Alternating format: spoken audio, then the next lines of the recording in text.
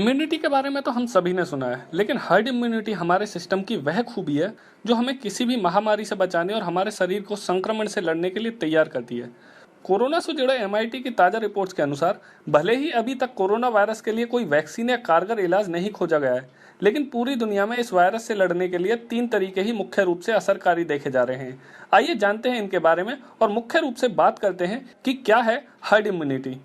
Corona virus से निजात पाने के लिए सबसे ज्यादा कारगर जो तरीके अभी तक सामने आए हैं, उनमें से पहला तरीका है लॉकडाउन का। हमें पता है कि हमारे देश में लॉकडाउन लगा हुआ है और ये तीसरी बार बढ़ाया गया है। उम्मीद ये भी की जा रही है कि इससे आगे भी ये बढ़ेगा और जब तक कोरोना खत्म नहीं होगा शायद इसमें और भी इजाफा होगा, लेकिन कुछ कुछ छूट दी जा सकती हैं। इसके जरिए एक वायरस का संक्रमण रोका जा सकता है, जैसे कि हमारे देश में पूरी तरह कर्फ्यू लगा दिया गया है। इसके साथ ही अग्रेसिव टेस्टिंग भी एक तरीका है ताकि ट्रांसमिशन को पूरी तरीके से रोका जा सके। क्योंकि यह वायरस पूरे विश्व में फैल चुका है, इसलिए लॉकडाउन की स्ट्रेटेजी कारगर साबित होने के चांस बहुत ही कम है। एक्सपर्ट्स का मानना है कि अब लॉकडाउन से केवल कोरोना की संक्रमण दर को धीरे किया जा सकता है, यानी कि जो स्प्रेड अप होगा उसे ही हम धीरे कर सकते हैं, लेकिन इसे खत्म नहीं कर सकते हैं लॉकडाउन के थ्रू, जिससे स्वास्थ्य सुविधाओं को उचित व्यवस्था की जा सके। वहीं दूसरा ऑप्शन है वैक्सीन, और माना यह जा रहा है कि कोरोना की कारगर वैक्सीन बनाने में करीब 1 से 1.5 साल लग सकता है। ऐसे में ये एक बहुत बड़ी दुविधा है कि अभी और क्या किया जाए, क्योंकि कोरोना की अभी कोई वैक्सीन नहीं आई है। वैक्सीन संक्रमण से लड़ने के लिए हर्ड इम्यूनिटी बनाती है। अब आपके मन में यह सवाल आना जायज है कि आखिर ये हर्ड इम्यूनिटी क्या है, तो चलिए इस पर बात करते हैं। तीसरा तरीका है प्राकृतिक तरीका। अगर वायरस का संक्रमण लगातार होता जाता है तो बड़ी संख्या में लोग इसकी चपेट में आ सकते हैं। इस दौरान कई लोग अपनी रोग प्रतिरोधक क्षमता के बल पर इस संक्रमण को हरा देते हैं। इन्हें संक्रमण के प्रति इम्यून होना कहा जाता है। जब इम्यून लोगों की संख्या अधिक बढ़ जाती है तो वायरस अपना संक्रमण नहीं फैलाता। अगर कोरोना वायरस को ना रोका जाए तो अनुमान के मुताबिक यह वायरस 1 साल के अंदर दुनिया की 60% आबादी को संक्रमित कर देगा। इस स्थिति में इंसानों के अंदर खुद ब खुद हर्ड इम्यूनिटी आ जाएगी, जो इस संक्रमण के फैलाव को रोक देगी।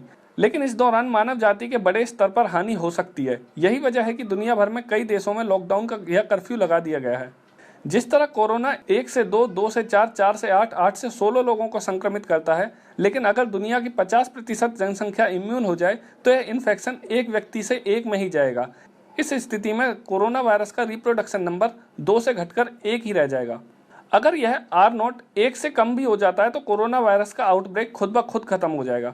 आपको बताते हैं R0 क्या होता है। R0 एक्चुअली एक पैमाना है जिसकी वजह से हम ये नापते हैं कि यह वायरस एक आदमी से कितने आदमियों में फैल रहा है और उस फैलने की दर कितने दिनों में बढ़ रही है। वहीं इंडिया में यह R0 अब 2 के करीब पहुंच चुका है। अगर ये 1 से कम हो जाता है तो कोरोना वायरस अपने आप कम होने लगेगा। इसी वजह से अगर दुनिया की 60% आबादी इम्यून हो जाए तो यह वायरस धीरे धीरे खुद ही खत्म हो जाएगा। दुनिया भर में अग्रेसिव सप्रेशन, जिसे हम लॉकडाउन या कर्फ्यू कहते हैं, कोरोना के बढ़ते संक्रमण को रोकने की एक विधि बन गई है। इस टैक्टिक में बीमार लोगों को आइसोलेट किया जाता है और सोशल कॉन्टैक्ट को लगभग बंद कर दिया जाता है। लेकिन अग्रेसिव सप्रेस के कारण हम अपनी हर्ड इम्यूनिटी नहीं बढ़ा पा रहे हैं।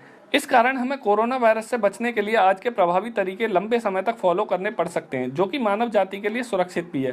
पोलियो और स्मॉल पॉक्स जैसी बीमारियों को वैक्सीन के जरिए हर्ड इम्यूनिटी बढ़ाकर ही हराया गया है।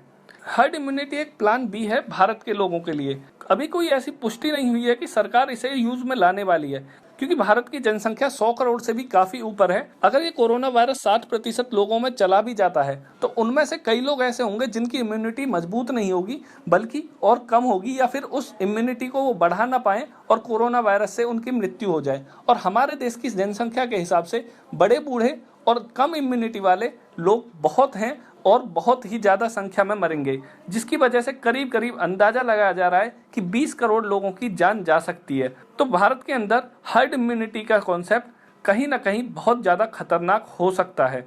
वहीं हमें पता है कि भारत के अंदर आज भी भूखमरी जैसी कई समस्याएं हैं, जिसकी वजह से लोगों की इम्यूनिटी नहीं बढ़ पाती है। ये बात बेशक रिसर्च में पता चली है कि युवाओं के अंदर कोरोना का उतना ज़्यादा असर नहीं होता जितना वृद्धों में होता है, लेकिन हमारे देश में कई युवा ऐसे भी हैं जो कुपोषित हैं, जिनकी इम्यूनिटी ज़्यादा नहीं है। तो ये संख्या बहुत हद तक कई करोड़ लोगों को मार देगी। इसीलिए हर्ड इम्यूनिटी का कॉन्सेप्ट भारत के अंदर कहीं ना कहीं बहुत ज़्यादा खतरनाक भी साबित हो सकता है। लेकिन स्वीडन जैसे देशों ने इसे अप्लाई करने के बारे में सोचा, क्योंकि उनकी जनसंख्या बेशक इतनी ज़्यादा नहीं है, और इसीलिए उन्होंने लॉकडाउन ना लगाकर और हर्ड इम्यूनिटी को डेवलप करने के